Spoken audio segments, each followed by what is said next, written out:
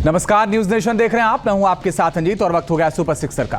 नमस्कार, मैं हूं आपके साथ पयोधी शशि और शुरुआत हाथरस हादसे से जुड़ी अपडेट से ही करेंगे। इस हादसे के बाद से बाबा साकार हरि विवादों के घेरे में है। बाबा रोज नए खुलासे बाबा से जुड़े हुए हो रहे हैं। अब धर्म गुरु साध्वी विश्वरूपा ने बाबा के बारे में चौंकाने वाला दावा किया है। न्यूज नेशन से बातचीत में उन्होंने बाबा पर कई आरोप लगाए। हालांकि न्यूज नेशन इन दावों और आरोपों की पुष्टि नहीं करता है। हम वो आपको आरोप दिखाते हैं जो अब से थोड़ी देर पहले बाबा पर लगाए गए।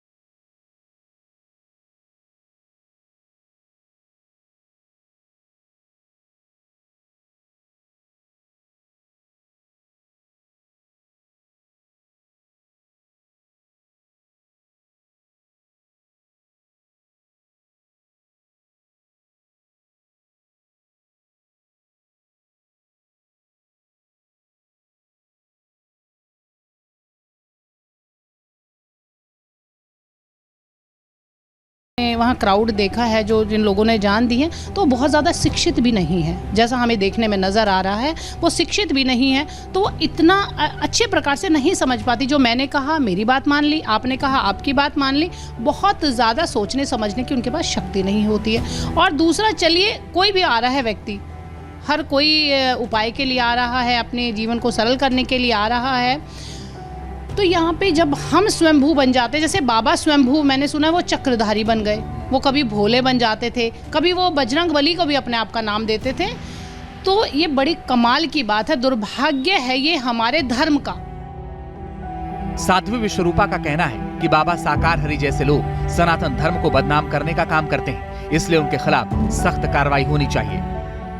क्या उस बाबा ने किया, ये बड़े प्रश्न है और धीरे धीरे सामने आ भी रहे हैं। जैसे जैसे जांच हो रही है तो सामने आ रहे हैं चीज़ें। अब देखिए, उन पे काफ़ी सारे हमने सुना है केस भी लगे हुए हैं, स्त्रियों के भी हैं, ज़मीन वगैरह कब्जा करने के भी हैं। तो ऐसे क्रिमिनल, हम तो हैरान हैं बहुत। हमने अपने पुराणों में पढ़ा है, वेदों में पढ़ा है, अपने इतिहास में देखा है कि बहुत सारे डाकू संत बन गए।